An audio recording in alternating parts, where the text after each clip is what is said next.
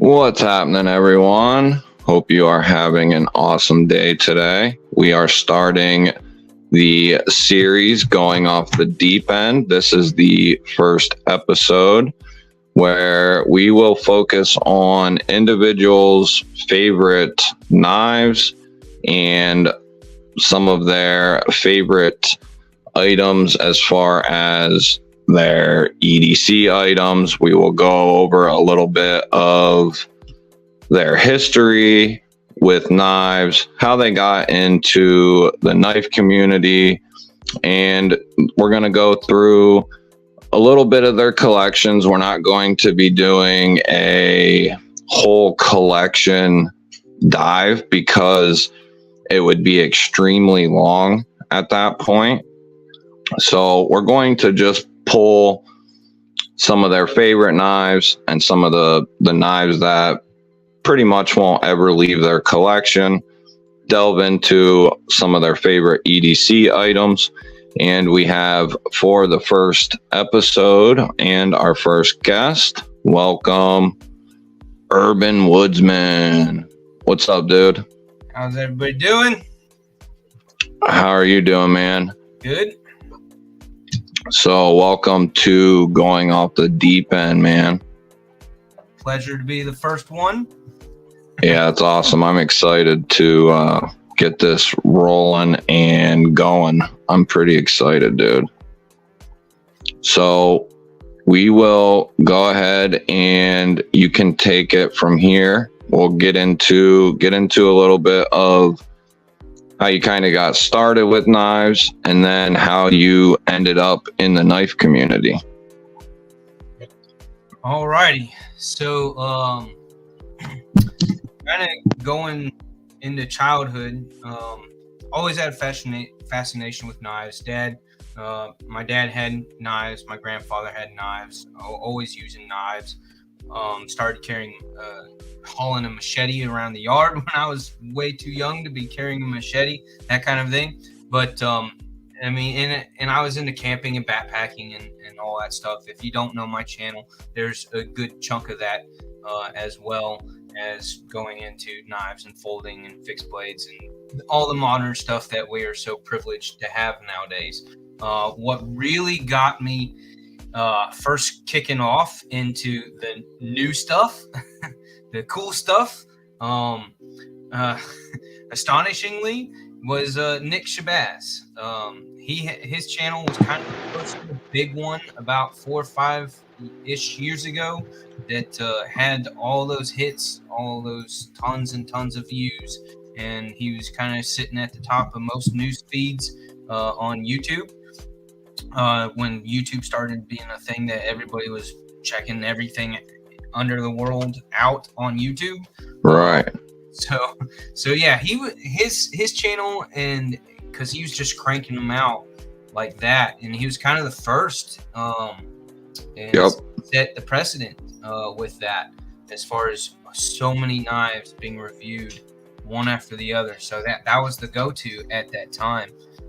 We know who's taken a lot and pulled a lot of that and doing the same thing. We're all trying to do the same thing to provide a variety, and that's one thing that's great about Americans is we love our variety. Yeah. And the competition. So it's a little bit of a competition, right, with all of us. But yeah, so that's kind of, and really the main focus went from growing up and into my teens of just getting the knife that was just, I liked the size of it and the look of it, and it felt good enough in hand to be just a user, to be a beater.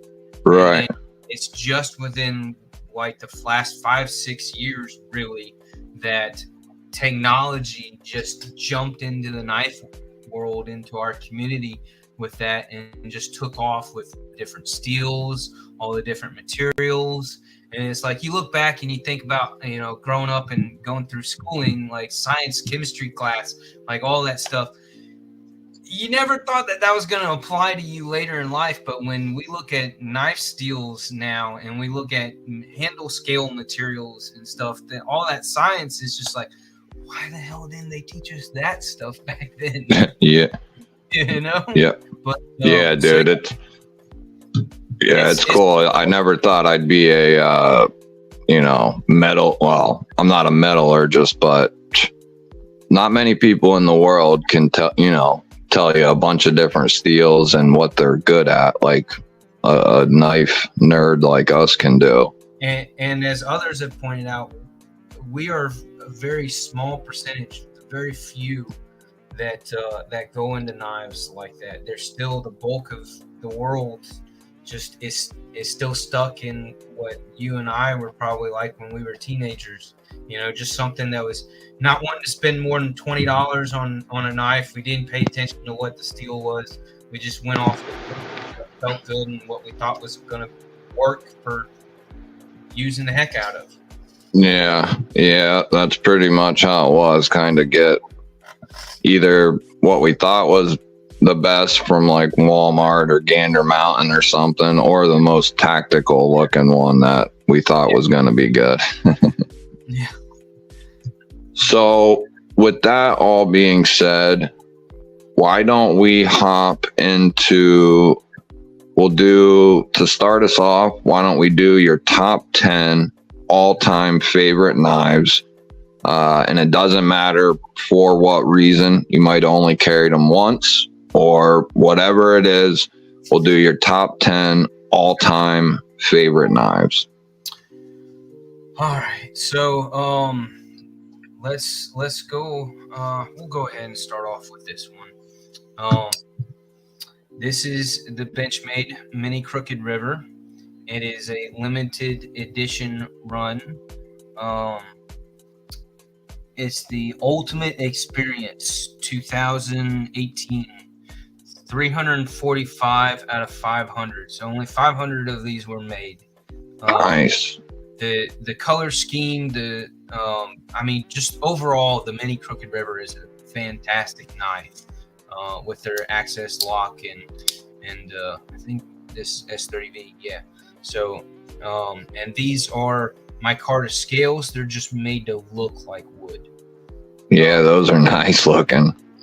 And with all my Benchmades, when they came out with that mini deep carry pocket clip that they first started off with the Benchmade bug outs. Yeah. Every one of the Benchmades has that clip on it now. I love that clip. I love the slim profile. It's kind of, your pinky and maybe that finger, second to last finger, hits it up, but it gives you so much more of your handle on each side, as if the clip wasn't there at all. So they hit a home run on those clips.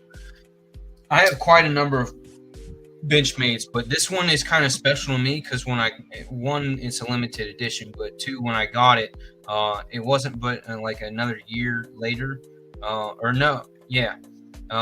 year later when the wife and I did our elopement marriage ceremony in the mountains, the North Georgia mountains in front of a waterfall. So this was the knife that I carried for my wedding. So it kind of has, that little bit of sentimental value, and it's also just a really sweet knife.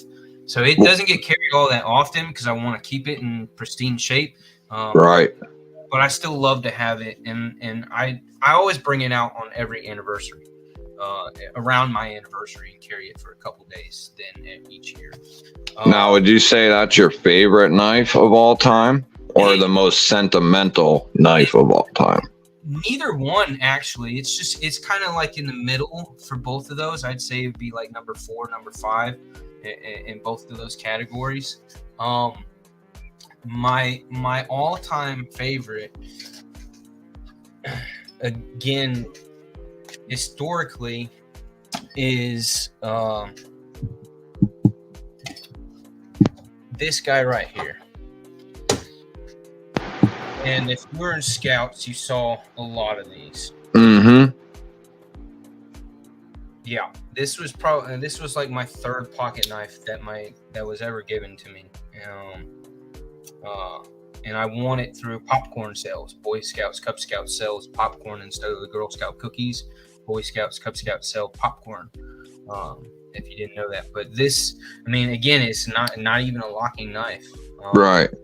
But yeah, just has a handful of tools and a blade on it, and I have used the hell out of this thing for so many years of my youth, that it'll never go away because of that, and I still use it every once in a while.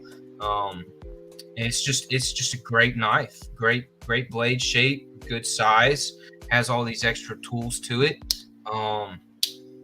Yeah, I wish almost that I'd carry it a little more, because just I enjoy it. It brings a lot of joy and a lot of memories, and that kind of and it's just a good knife. Camillus makes it out of New York back when they made really good stuff. Yeah, and that's something to touch on quickly as well. It doesn't. We, as a country, we get caught up in having the best of the best, or the next best thing, when in reality, that knife you just showed, that multi-tool, for the vast majority of all of us, that would probably suffice forever. You know what I mean? You probably potentially would have never needed another knife, but the drive to get the next best steel, or the next best lock, or this or that, it just kind of drives us, and that's why we continue down the rabbit hole, going off the deep end, so to speak. So I actually haven't had this guy for very long, but this is probably going to be my all-time number one or number two. Might be tied with another one, but this is the Spyderco Capara. Spyderco is not known for having pretty looking, elegant looking knives. They're a lot more heavily based off of function and fit over elegance. But I mean, I'm a bit of a Spyderco fan for two reasons. One, I love the thumb hole. Yep. And for the ease of opening and closing, and being able to Spidey flick it, the reverse flick. but and then two, their compression lock. I absolutely love the compression lock. Even as a lefty, still works good. Yeah, still. I mean, you have to kind of be a little more careful in the way you hold it when you go versus a right-handed. But I am a lefty, but I was born more ambidextrous, and actually parents taught me how to do everything right-handed for the first 2 to 3 years of my life. It wasn't until I was closer to 4 years old that I kind of just showed them that I could do stuff just as well, if not slightly better, with my left hand. So I don't know if any lefties had that experience growing up, but that's the way things were.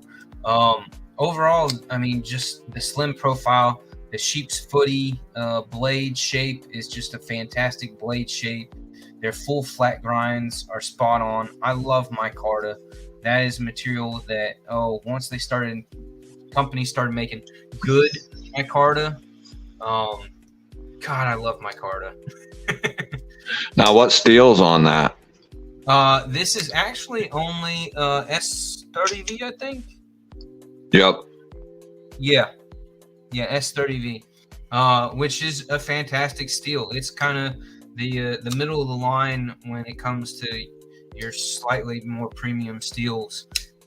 It hits a home run as far as that edge retention and the corrosion resistance and sharpening ability. I mean, it's not terrible in either one. It does well in all those aspects. It's a good steel. And when I first started really getting into and paying attention to steels, S30V, S35V, and was kind of like, that was what I was going after.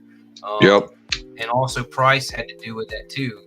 You could get that steel without having to spend over $250. Yep. Yeah. And one thing with Spyderco is you can trust that they're heat treating that baby to where it needs to be, and properly heat treated S30 or S35 is going to be plenty of steel for 99% of people.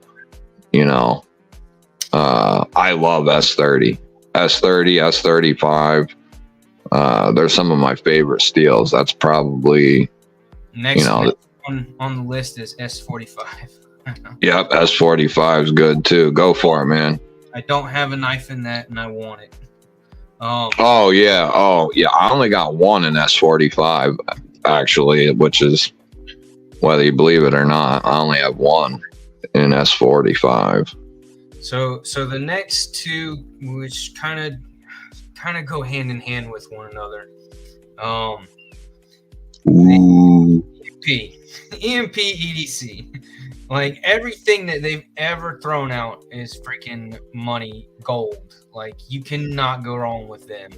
And they're kind of the one company that I really have absolutely no fear in doing pre-orders with. Yep. You know, it's kind of been a big topic lately in the community, in the chats, in lives, is talking about troubles and the good and the bad and the ugly of pre-orders. But the relative here, and then the Thick Boy version 1, those are the two that I have. I wanted to get a Nimble. If I did, I'd get the W, the Warncliffe. That one's what's the Warncliffe speaks to me the most. As far as the blade shapes, those are my favorite blade shapes. Is your Warncliffes and your sheep's foots, and all modified versions of those two shapes. They're just the most utilitarian. They're the most useful in day-to-day stuff for me. Not to say that I don't like a good drop point or spear point. They're freaking awesome, but they're not as versatile, I would say. Yeah. I'm the same. I'm a similar way. I could say potentially that, like, my favorite blade shape of all time is like a nice clip point, right? But that doesn't make that the most useful blade shape for me to use. But that's one thing that gets me in a lot of trouble is I like pretty much every blade shape. You know, I like tons of different steels. You know, I like micarta and titanium and carbon fiber and some G10. So it gets you in a lot of trouble when you aren't so picky when it comes to picking out knives, you know. Right. It gives you a lot more options. So the next one, I guess, would be this guy. Ooh. This is the Miguron. What's the name of this? The Carex? Yep. There's nothing about this knife that I don't like. Like, it is, in my mindset, perfect in its every aspect of itself. Like, to make a knife like this and all of its features, all the nitpicky things that those of us that are spoiled do to these knives when we review them and unbox them.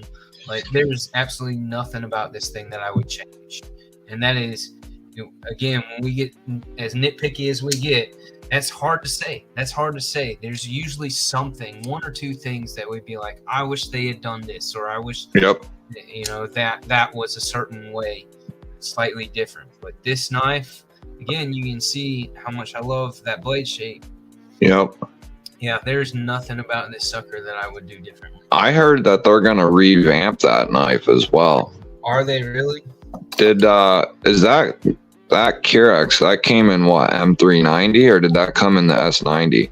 It's in M390. Yeah, okay, because so they might in the S90, you think? Well, Miguron and AM8, they like that's one thing I like about them, is they not only do they have great quality budget knives, you know, $40, $50, $60 budget knives, but they're also into that mid-tier, getting into titanium and S90 and M390, you know, and they're making good quality stuff over there.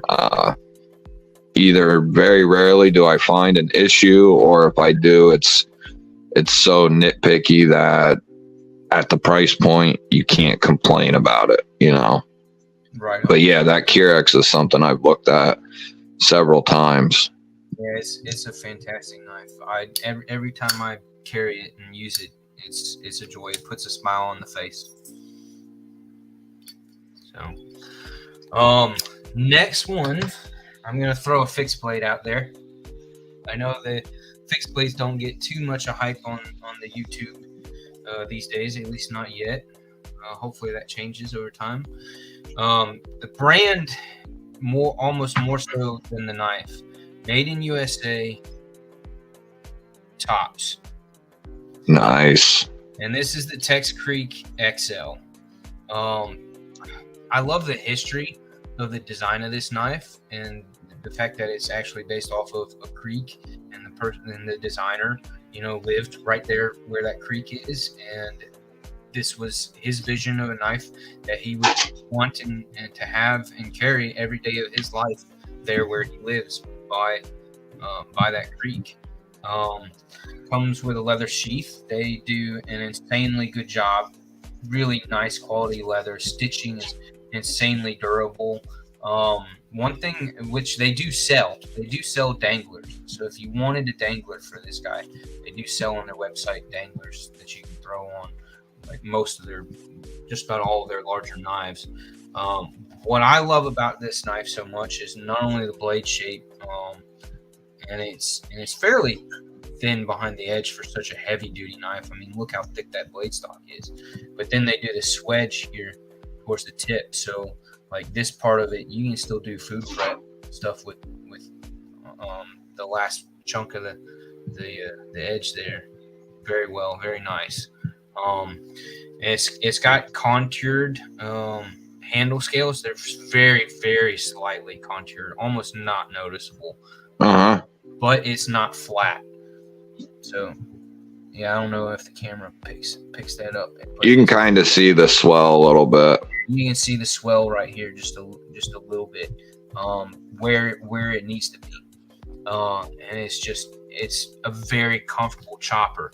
I've got a number of fixed blades, and a lot of the ones that are supposed to be more tactical, that have just totally flat scales, they're just not comfortable after a dozen chops or so, or slices. You know, they start to irritate your hands. You get cramps and stuff.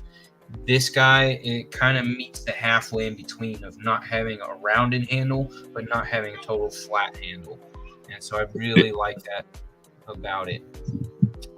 I love this knife so much that it is actually in the tattoo on my arm. Oh, nice. Stuck in that log.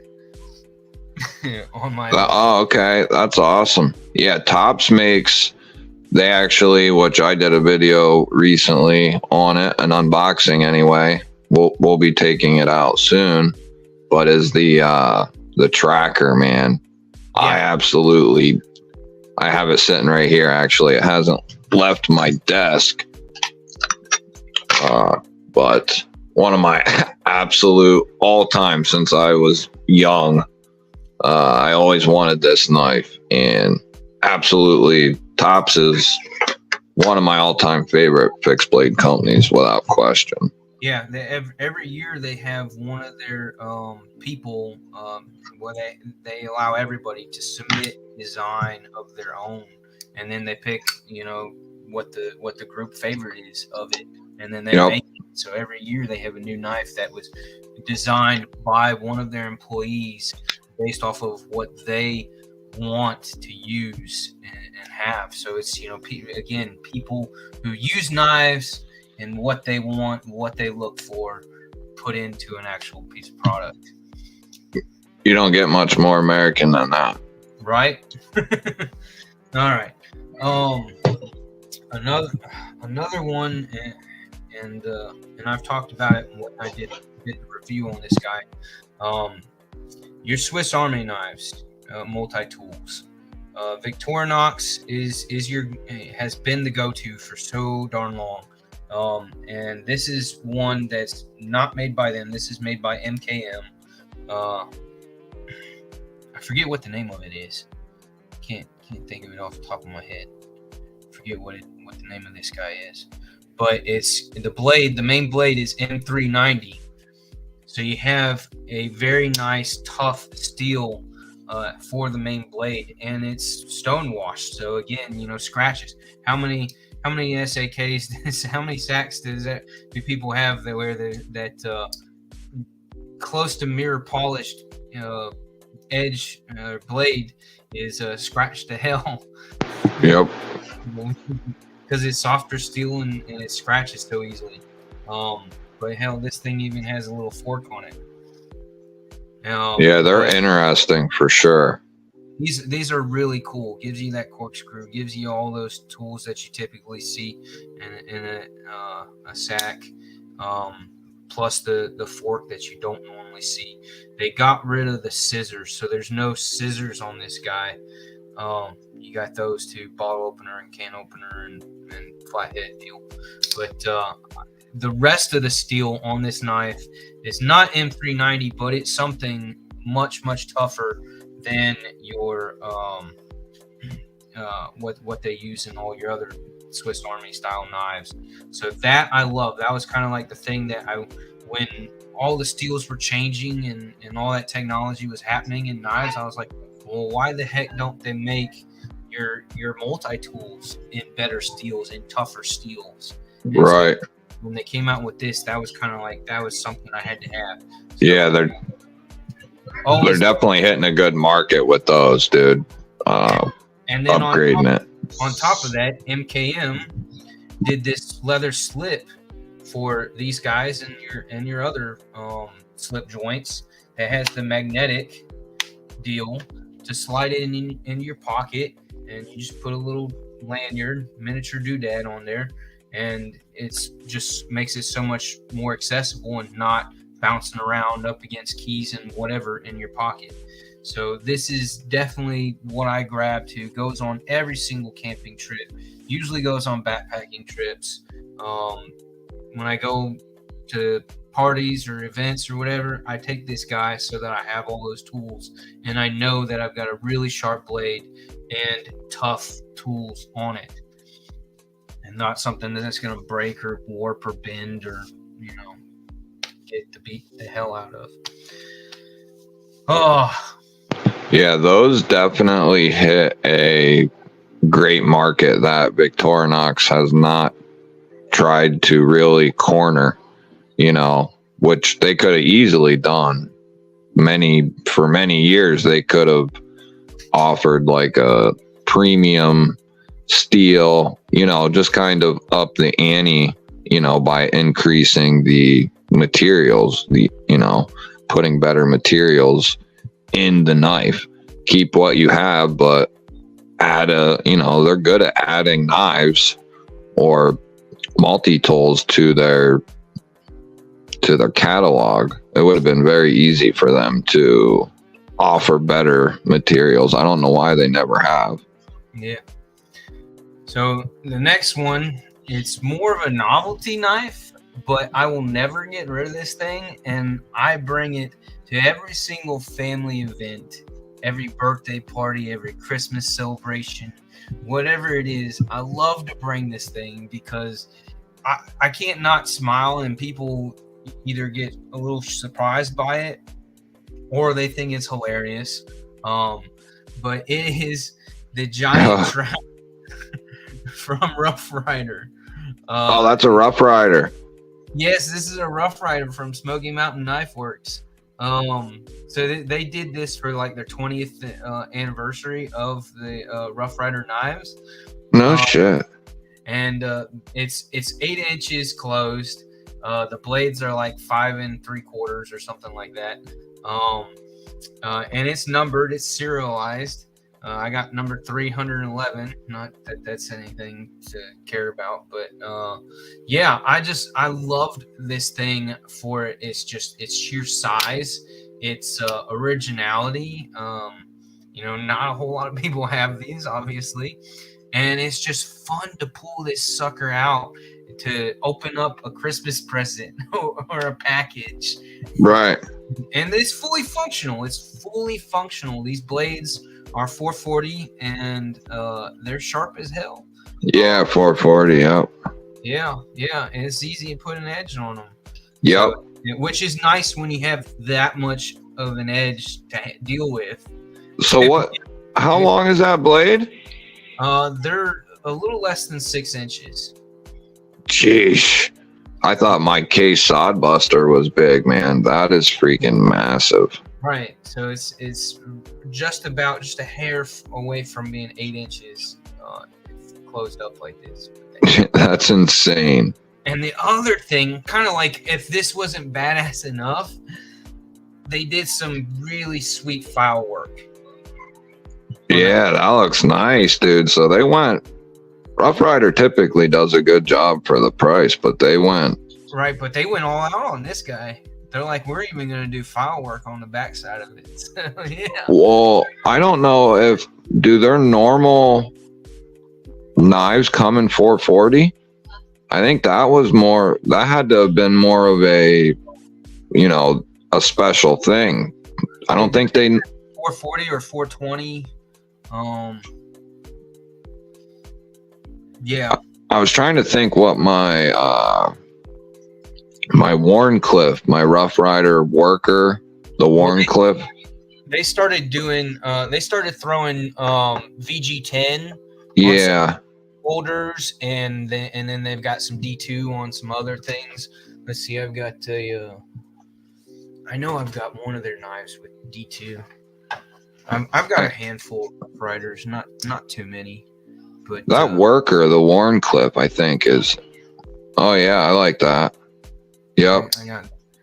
One thing I've found is I like the. Yeah, that's nice. I like the 2-blade type of deals, but I've really found that I really like single blade.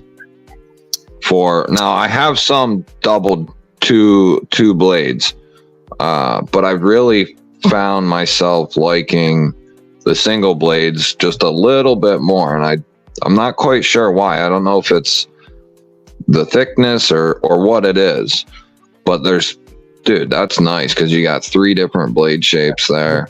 3 different blade shapes plus micarta scale, so that's why I bothered to get this one.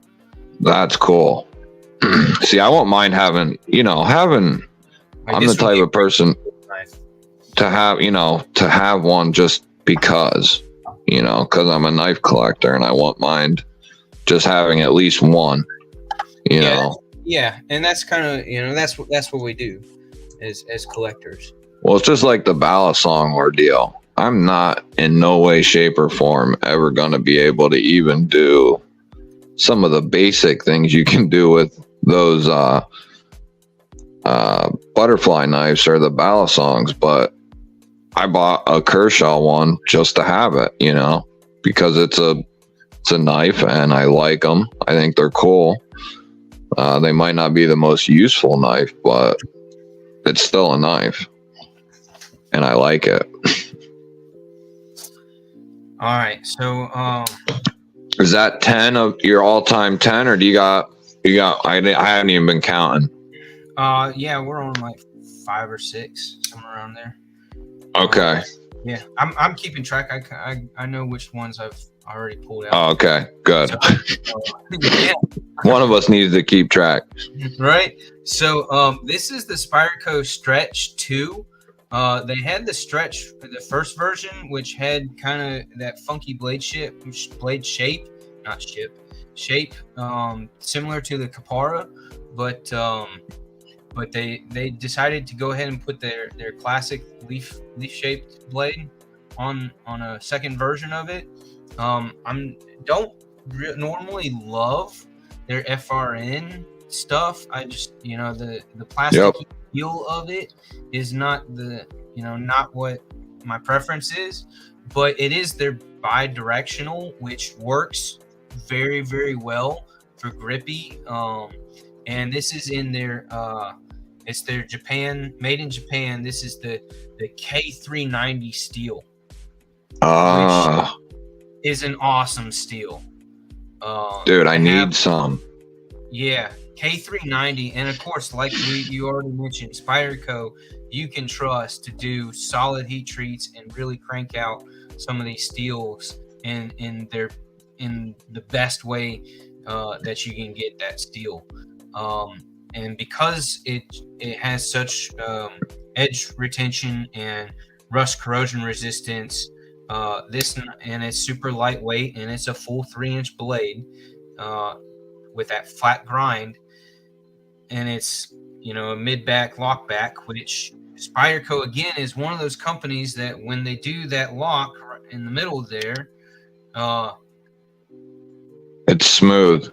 It's so smooth that I can totally open and close this guy one-handed. And yeah. How many lock bags out there can you say that about?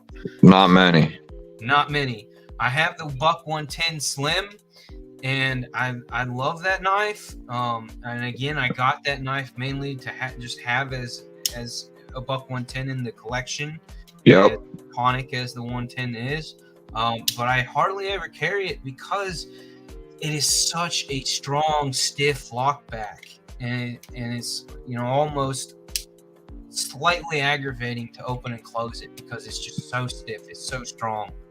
It is. Because of that, as tight as those tolerances are, that lock's never gonna. 2,000 pounds will not break that lock. Nope. Buck just does an insane job with that. But to be able to say that, with this Spyderco, that you can totally open and close this thing smoothly, one-handed, is really a freaking treat. So yeah, this guy goes backpacking. This is my backpacking folder, and between the steel and the lightweight for the full size and a full, what I consider as being a full size knife, and the lockback, and just it's just to me this is a perfect backpacker's knife. In my view of all the years that I've been backpacking, thousands of miles. I've done 2/3 of the Appalachian Trail. I've hiked the Pacific Northwest Trail, the Pinhoti Trail that's in Georgia, Alabama area, and lots of other shorter trails here and there in between. But yeah, I've done a crap ton of backpacking all over the United States. So yeah, great knife for that, and I love it, and I love that steel. Fantastic steel. Couldn't be happier with this knife. Another knife that's just like the only thing I would, if I could, I would enjoy some micarta scales on. But yeah, it is what it is. Yeah, I have one of the Delica 4s with that plastic on it, and I can tolerate it. That's about it. Right. Like it does have good grip, but again, because it's made out of that material, backpacking, you drop it in the mud, you kick it across the ground, tripping over a root or whatever, and it comes off your pack or whatever, and it goes flying. That material is super durable, and it'll clean off so damn fast. It's so easy to clean this stuff. You can literally dunk it in a creek and then whip out a toothbrush and just brush everything off of it, and it's clean and good to go. So, yeah, I need to get me some K390 steel. Yeah, you do. It's some fun stuff. That steel, and then also your XHP. Yeah, I like XHP.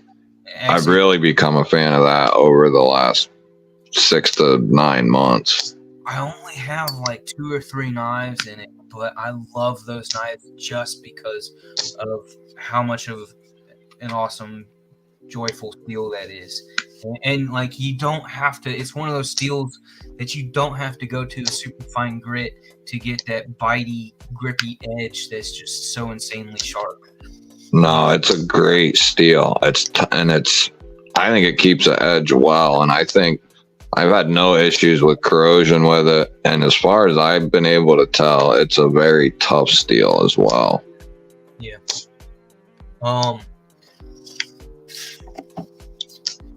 So what do we got? Number 8, 9? And this is like number 8. Ooh, see, I like that. I like the shark's foot. I got the clip point, but I want a shark's foot. Again, that's my jam as far as blade shapes go. For utilitarian use, for opening packages and boxes and that kind of stuff. And just, this is one of those knives where, like, if you work in a place that's all about, you got to use the little safeties, self-retracting box cutter knives, and I hate those. I can't stand those. But this one, I can argue that, hey, I can open and close this thing, use it, open and close it without my fingers, without any part of my hand getting anywhere near that blade edge. You can't get any safer in a folder than that style of a lock where you can do that. So what you're saying, where you work at, they don't want you to have a knife like a liner lock or something? Just about all of your retail stores. Really, again, it just depends on which one you work at and what store and what town. But in general, retail companies issue out and want you and try to be hard on you about always using one of their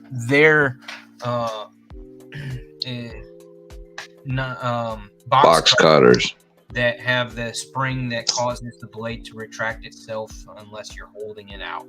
Yeah. For safety reasons and insurance reasons. Right. And so again, the design of it is for legal safety reasons. I'd say that's freaking racism, man. Yeah, they want to be able to say that you can use that blade without your fingers or any other part of your hand getting anywhere near the cutting edge. That's the legal argument. So if you have a knife that has a lock system, the access able lock type system, or the spider, the handfuls of different ones that you can fully operate that knife ambidextrously without your hand getting anywhere near the cutting edge, then you can make that argument to court in a legal situation. So they don't bother me, and anywhere I've worked, nobody's bothered me about me using a knife. I've had managers ask me to, and give me permission to pull out my regular folder to cut something open that they want cut open. Right. Yeah, that's craziness, man. But I mean, and that's the world we live in again. Yeah, it really is, man. So, yeah, so that's kind of number 9, and my last one. It's tough, isn't it? It gets tough when you build, and to think about the fact that just in less than 5 years, I've gone from like 5 knives to like over 250. Yep. And I'm not the worst. I know some of us who have done more like 500 in that same time span. Yeah, dude. Well, that's one reason why I wanted to do this series. It's going to be, people that are going to be on this show are basically identical to me. And that's why it's called Going Off the Deep End. It's getting sucked into the whole world. It's not the whole, EDC world. Some people are more, let's say, specific in that world, like where they might only carry a knife and a flashlight. But then you got other people who have knives, flashlights, pry bars, fidgets, worry stones, you name it. And people, it's getting pretty crazy as a EDC community. It's awesome to see and be a part of. So that's kind of why I wanted to do this, is to get people's collections out there, their favorite knives, and kind of tell the story of, you know, how they kind of fell into the hole. So I think it's awesome. So the last one I really want that I think I'm gonna hit up is something I love, is the Pena Apache. Yes, good choice. And I mean, this is almost, I mean, for at least fellas, can definitely easily be that fifth pocket knife. Oh yeah. And as your secondary, you know, have something that has more of a 3 to 4, somewhere between a 3 and a 4 inch as your primary, and then have something like this that's 2 3/4 or 2 1/2 as your secondary or as your fifth pocket. But I mean, again, look at that blade shape. You all know what blade shape I like. What I love so much about this guy is the fact that it has that traditional look, has that bolster, and it's, you know, that smaller profile, but yet still has the pocket clip added. It's got all the modern materials of the titanium and the micarta and the M390. And having a hidden bolster, partially covered frame lock. However you view that type of lock, everybody's got their own thoughts. Like a bolster lock. Right. It's for most of us that's the bolster lock, but then there's the few that are, you know, diehard frame locks and are like, no, it's really just a hidden frame lock. They just put the scale over the Yeah, right. Yeah, that's heard that. That's really irrelevant to, you know, that's one of the things that's irrelevant when it comes to. But yeah, so this gives that I love that knife vibe with all the modernness to it. That, you know, again, old school vibe of a case, you know, that old case knife that your dad or your grandfather gave you. This is mine. That was my grandfather's that my dad gave me. That I used when I was younger. And so like just the old school feel, the bolsters, you know, that kind of the smaller, you know, in your pocket profile, all of what comes from this is present for me, at least. It's there with this knife, but I get all that modern stuff added to it and thrown into it. And that's kind of just, you know, it brings you joy on both of those levels. Yep. And again, you know, Pena X Series, you know, there's nothing you can't say bad about this knife. See, I have the kickstop one. I love that one. My fiance got it for me for Christmas one year, but I love it. I want to get one of the top flipper ones like you got there. I want to get and this is the Raptor. Okay, yep. Yeah, so I took a photo and did the video, unboxing video on this one on the channel, where I did the whole Jurassic Park theme with some of my kids' Raptor toy dinosaurs. So yeah, I played off on the whole fact that it was called the Raptor. But yeah, again, this is, you know, very similar. Slight differences between this guy. This is more of that sway back handle shape. But again, almost identical blade. Both of them are. See, that's love taking those as my fifth pocket, as my secondary. That's something I didn't know. I didn't know that you like Penas. Oh yeah, yeah.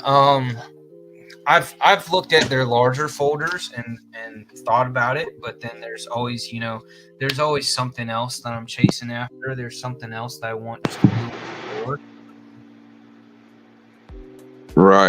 Right. Well, so we went over your top 10. We have like, we'll say 10 to 15 minutes left. Why don't we cover some of your all-time favorite EDC items other than a knife, whether it's favorites or most carried or whatever. We'll hop into, you can shoot off a little bit of that stuff, and then if there's some time, we can go over a couple more knives. Yeah, okay. let's go ahead and get the multi-tools out of the way and cover that. So, yeah, we'll start there. I like multi-tools. They're extremely useful. I've got them in all kinds of different places. I keep one on the bike. I've got them in the car. I've got them in bags. There's one by my desk right here. There's one by my nightstand.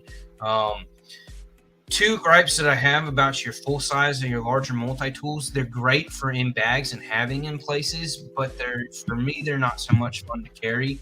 I don't like pouches attached on my waist, on my hip. I usually have a firearm on my hip half of the time, more than half of the time. So I really don't like having a whole bunch. I'm not a Batman belt kind of guy. More minimal style. Yeah, I'm a little more minimal, a little more hidden, more gray man look. Not you look at me and you don't know that I've got all the stuff I've got on me. That kind of helps in today's world where you have to be a little more discreet when you use stuff. Being sensitive to the sensitive crowd, so that they don't go calling the cops on you. Yeah. Calling somebody or making making a scene out of something. But this is one of my favorite multi-tools, and it's always in the car. It's the Leatherman Micra. Okay. Yep. It's a small guy. It does not have the pliers on it. Instead of the pliers, it's got a nice set of scissors, and they are really sharp. They're great scissors. And it's Leatherman, so it's durable. That hold up, and that's the main tool that this guy uses. It also has a pair of half decent tweezers that's built in, not something you pull out, but built in to the actual multi-tool. That's cool. How many sacks my dad's lost the tweezers out of, or I have when I was younger. Yeah. It's got a handful of other nifty little tools in it, but those are the main two things that get used the most on it, is the scissors and those tweezers, because they're half decent tweezers, and I know that I'm not going to lose them off of it. But yeah, this hangs out in the car in a visor sleeve, and I've got it almost gets used more by my kids than me, because it's in the car and they're always wanting a knife or scissors to open up a package something that they just got. Or I'm constantly cutting straws, drinking straws. They're all your fast food cups. Yep. You get the smaller cups, the smaller size cups, and the straw is like sticking out of the cup like, another 6 to 8 inches, and you don't want that. The kids don't like that. The kids hate that. So the scissors come in handy in trimming down those straws, making those straws more suitable for those cups. The next ones that a lot of people are not so familiar with is the SOG Q series. This is the Q1 and the Q3. These are the two that I have. These are my favorite. The Q1 has the main item is a pen on it, and then again you go to a nice set of scissors. I actually got this guy before I got the Micra, and this was my go-to for a good pair of EDC scissors. And nice. It was nice having the pin. The SOG Q3 has your nice heavy-duty pliers, and a couple of other tools. The other main tools that I like, it's got the blade on it, and some other things, but the main guys that I enjoy the most are the mini flatheads that you can use for your glasses and sunglasses and stuff. Always have sunglasses.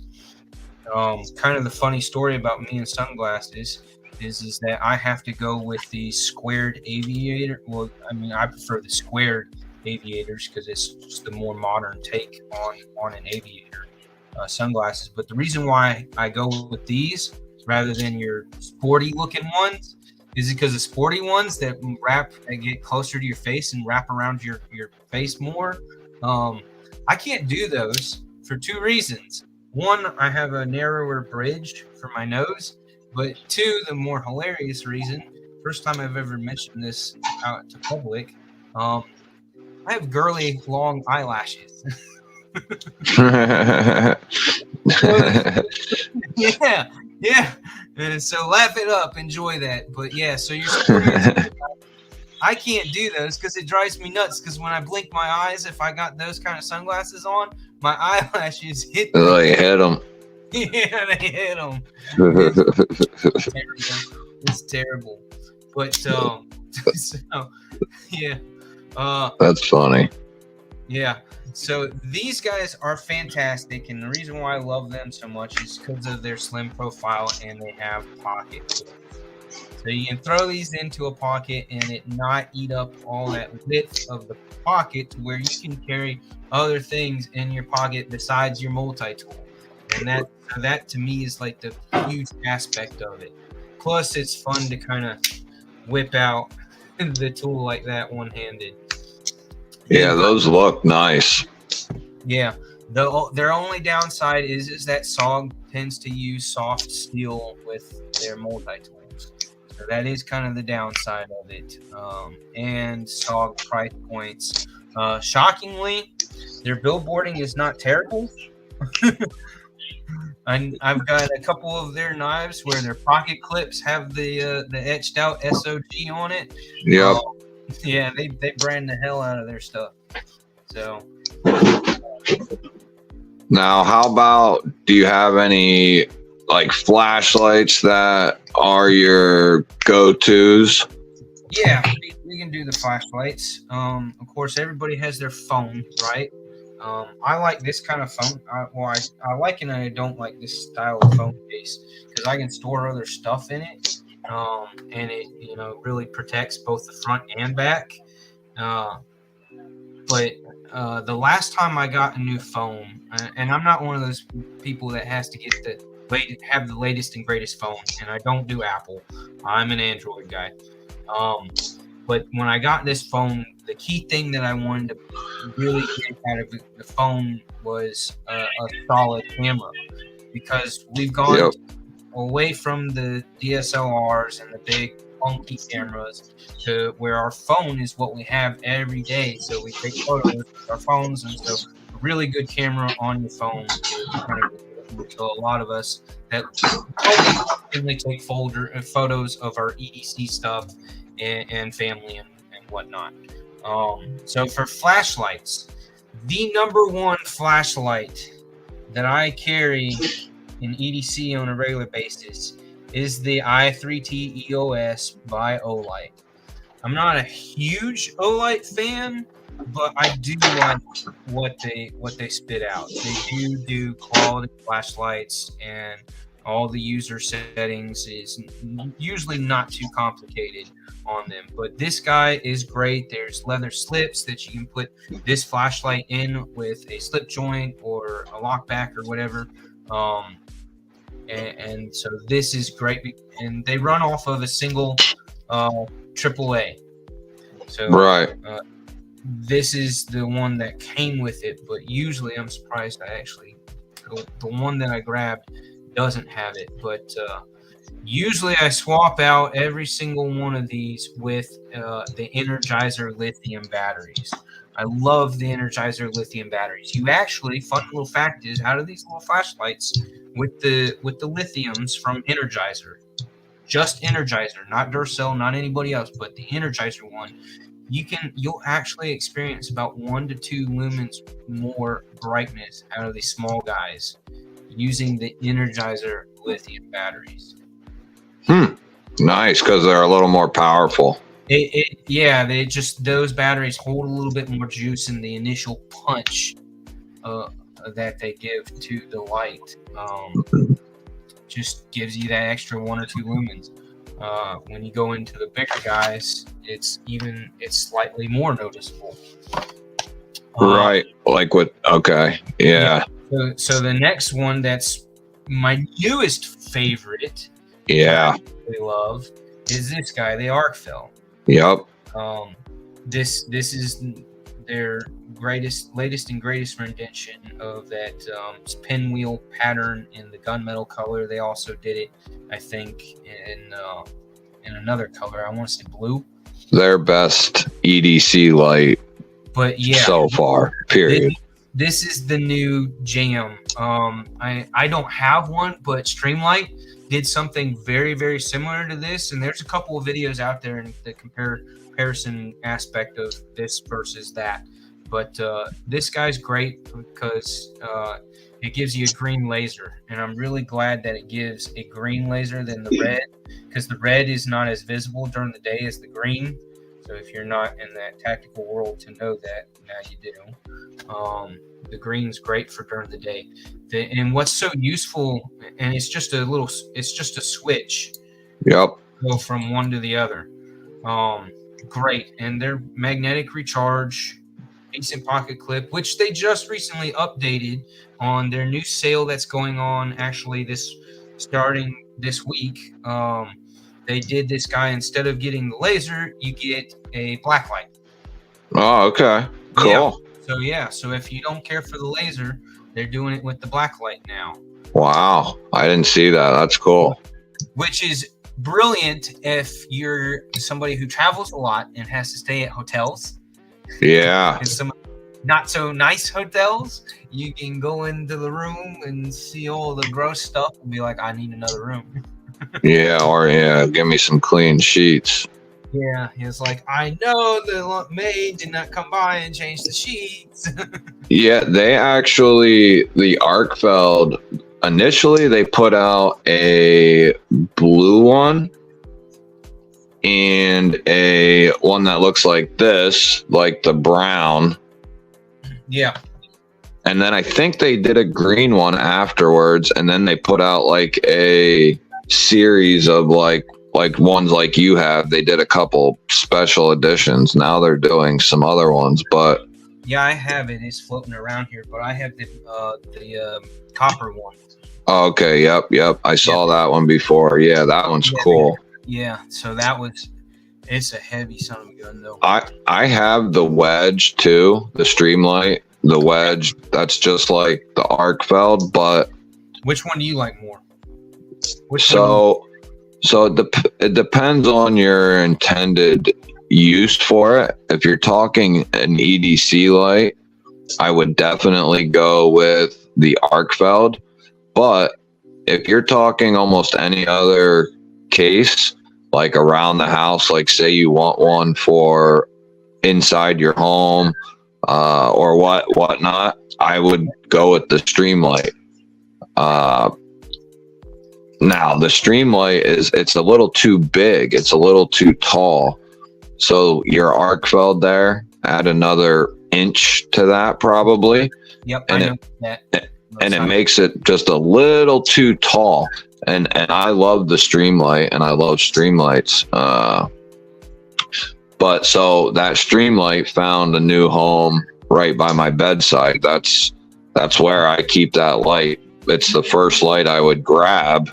So that's how much I like it. It's the first flashlight I would grab getting out of bed, So that is how much I like that Streamlight. And I found that I acquired a Olight collection without even trying. So they definitely, you got to give it to them. They're trying to put new products out, good products, and they're always pushing the boundaries. They're always trying to get tougher lights, more lumens, more, candela, changing the, whether it's white light or yellow light. You got to give it to them. They're more than anyone. They're trying to be the most I don't know how to say it, but they're always trying to get better, put the best products out, put new products out. You don't really see many flashlight companies doing that. Right. So the next EDC thing that I carry pretty darn often is a Zippo lighter, and I've got 4 of them in my collection. This one's definitely my favorite with the compass etching on it. That just looks freaking stellar. Yeah. And then I've got this skull one, and I've got a more basic with the flame pattern on it. Oh yeah. and then I've got the America We the People skull. But yeah. every single one of these, I mean, and I used to not carry one. For a while, I didn't carry one, but all the different, the tricks and whatnot for opening and closing. I know I'm able to do a couple of them, not too many, but yeah. So they have that fidget factor and being able to do a couple tricks with them. But it's also just classic timeless piece. Zippo's been doing these things for freaking forever. Yeah, they're well over 100 years, I believe. But all of mine have the. I just went with the single flame, butane flame insert. Because again, it's depending on where you live. Like if you live in a very dry environment out west or wherever, that lighter fluid dries up fast. It's really hard to keep those things filled with that fluid. So the butane's kind of nice because it's a totally concealed container, and the butane lasts a long time. And because not that I condone smoking cigars, but I have picked up that habit. I waited till I was 30 before I going on them, so I at least can say that, I guess. But I enjoy a decent cigar, every once in a while. And so the butane inserts that's kind of what you want for cigars. That or either matches, because the regular, your regular fluid from a big lighter actually ruins the flavors and the taste of a cigar. So yeah. Right. But yeah, so I've got only 4, and I've been looking at others, and there's a couple that I want and I'll pick up. So that's kind of another thing that I'm trying not to go down the rabbit hole with. Yeah, they got so many, man. It's crazy. Yeah. I'm thinking about picking up one more like body, and because I have a couple, like 3 or 4, but I'm thinking about getting one for like just purely nice dressy type occasions or whatever. Yeah. And keeping that one for good, and then keeping 1 or 2 of the other ones for just like work or whatever. And I love those inserts. I got into those inserts myself. You can't beat it you get the cool Zippo body, but then you get the modern, insert with that butane. Right. Hard to beat. Exactly. And even if you don't smoke, I can't tell you how many times I've had somebody, and also other people who don't smoke, ask, do you got a lighter? I mean, whether it's at a birthday, yep, and you're lighting birthday candles on a cake, or if you're, got cordage that you're wanting to singe the ends of, that kind of stuff. And there's just so many uses, and just the pure, the ability to, again, along with flashlights, have a strong light source and have instant flame at your fingertips all the time. Yeah. That's just 2 wonderful things to know.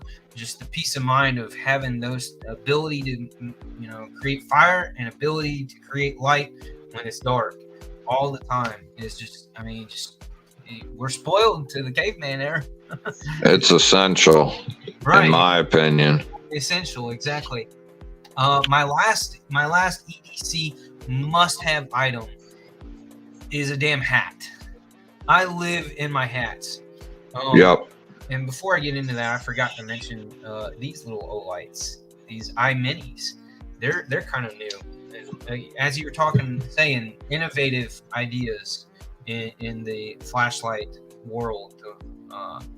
These things are awesome, and I put mine on a lanyard thing, which also has. And I love magnets. I don't have the Winter Cofactor knife, which is all about the magnets. I love that they did that, but the fact that this guy does the whole magnet on and off deal. Yeah. The cordage, the necklace that I got these little clasps that are magnetic as well. Oh, okay, yeah. So this clasp goes together via magnets. You'd like those. I have couple of them key bar, the magnets that they did. I forget, they call them like, the Key Smart. no, it's from Key Bar. They're like them real, they're like earth magnets or something, I think they call them, but they're very strong. Yeah. They're crazy strong. Yeah, I have those. Oh, okay, yeah. So you know what I'm talking about. Yeah. I put magnets on all kinds of things, on drawer pulls, on drawers, to keep drawers closed, on things that you have to, on containers, boxes, or whatever that you have to move around from time to time. It's kind of nice to have a magnet right there that helps keep the drawer from sliding open instantly. All kinds of different things. Magnets are just so much fun, and you can use them for so many different applications. Yeah, it's funny. Magnets are intriguing. But so yeah, my last thing is a hat. I live and breathe in a hat.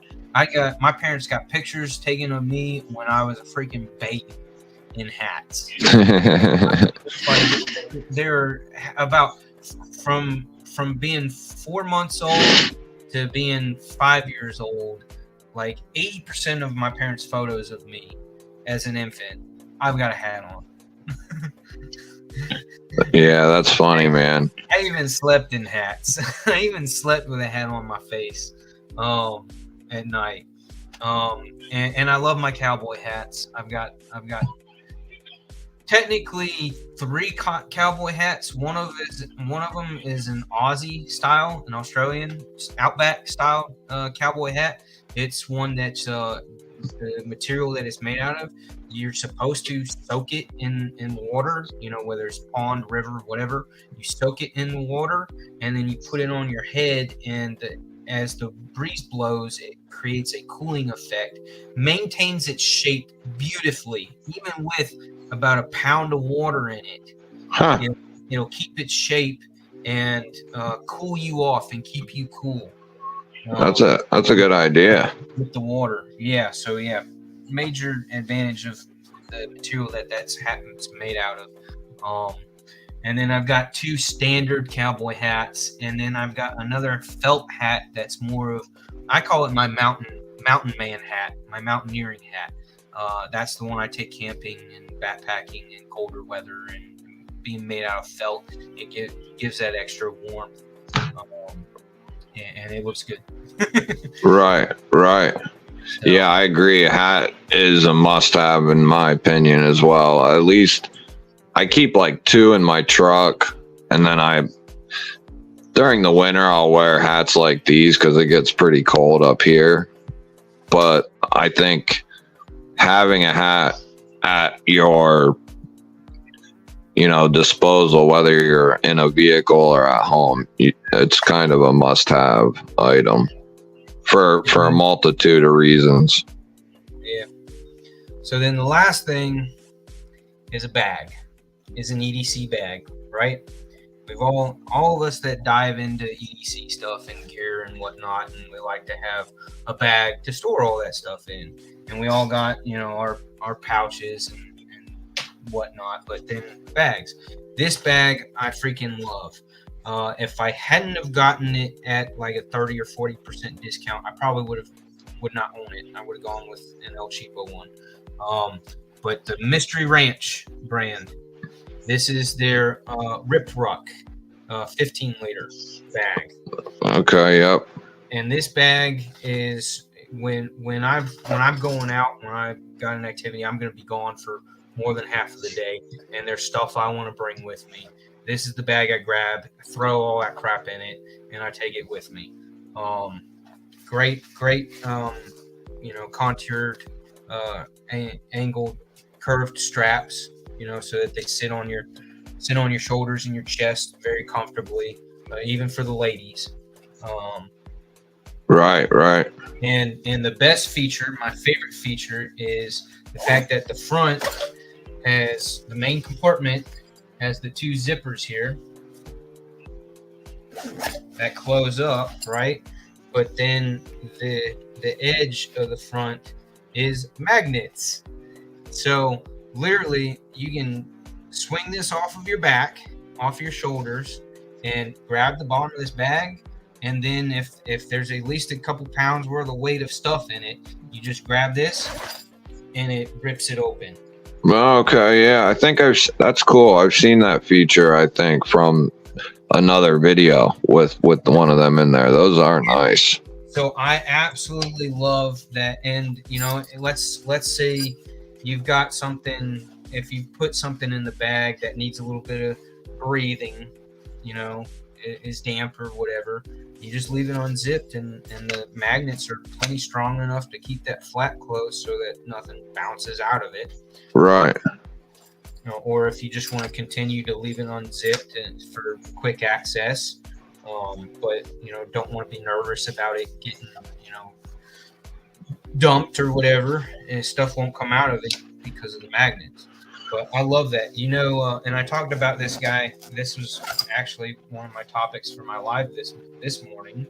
But the commercial or meme gif or whatever of the guy that has the folding chair, and he's going to like the HOA meeting or whatever, and he walks and he's outside in a field with other people sitting down in chairs, and he just walks with his chair and he does the whole whoosh thing. Oh yeah. Chair, and then plops it down, and he's just like the whole badass look and everything to it. That's how I feel when I open this up that way, because and I did it too. I did it. We were family. We were traveling, and we did a day hike to a beautiful waterfall. And it was only like a 1.5 to 2 mile hike, easy trail up to the waterfall. And when I got there, I did the whole sling it off of my back and grab this part and let it open. and you give it just a little bit of encouragement, and it opens super, super fast. And then reached in, grabbed my camera out of it, and started just snapping it up. But it, had that badass feel, that whole swag effect of being able to just open it up to exactly what I needed right away. So simple and so smooth. So yeah, love this bag. Love this bag. Yeah, I've heard nothing but good things about Mystery Ranch and their bags. They're pricey though. If you don't find them on sale, if you can't get them on a clearance price tag, and you're paying full price, they're a bit much. But I will testify that they're pretty much worth it. They're extremely well, and the features that they pack into most of their bags make them really awesome bags. And buy once, cry once. Yeah, true. You won't need another bag. That's for sure. Exactly. All right, man. Well, that will wrap up the first episode. Everyone who's watching, say thank you to Urban. I thank you, dude. It was a pleasure. It was cool doing this. I didn't really know what to expect, and I'm sure you didn't either, obviously, but this was fun, man, and I'm glad that you came on. Absolutely. Pleasure's mine. It's fun talking to you. Yeah, it was cool getting to see your find a few things out I didn't know, based off just your knives, peñas and stuff. I didn't know you like things like that, so that was cool getting to know a little bit more about your knife buying and what you like and stuff. That was cool, and I'm hoping that's what everybody else gets too out of this. That's what I'm hoping. So yeah, this was really cool. I think a very successful first episode for sure. I need to get some more alien, futuristic looking knives. Doom, Beard of Doom. That's who I hope that you're able to get for maybe the next edition of this. Sooner than later, because his stuff is freaking stellar, and he fits a very unique niche in the knife market. Yeah, he does. He does, and he's a funny guy. He's an awesome guy. He'll make you laugh and smile. But yeah, Oh man, his collection is totally different from mine, and I'm sure it's different from yours too. But he inspires me. He's inspiring to try to go down that direction, at least in a little bit, in acquiring those type of knives for a collection. I think every collector should have an aliened out, futuristic looking knife, like what he goes for, and boy does he go for it. I know. I need to check out some of the things he's got. I know he's got some crazy stuff. That'll be probably one of my near future buys of something crazy like that, because you're right. He's been doing that to me too, kind of wanting something crazy like that. Well, as I always mention in my lives and on almost every other video these days that I spit out, I applaud you for the amount of work that you put in for your channel, all that you do. And I just got to say, it's incredible how fast. and to be honest with you, my wife ain't so fond of your voice. When she gets home and I'm watching you and she's like, "Oh, it's that guy again." I'm like, so, tell her I said thank you, man. I appreciate that. I will. Yeah, always a pleasure, man. You take care. I appreciate you, Urban. I will catch you later, man. Thank you again, and I will talk to you soon, man. Yeah, all right. Later, brother. Love you guys. All right, guys, that will conclude the first episode of Going Off the Deep End. I hope everyone had a good time and learned a little bit about UrbanWoodsman, and we will be doing an episode 2 very soon, hopefully next week. I hope you guys have a good night, have a safe night, and I will catch you guys later.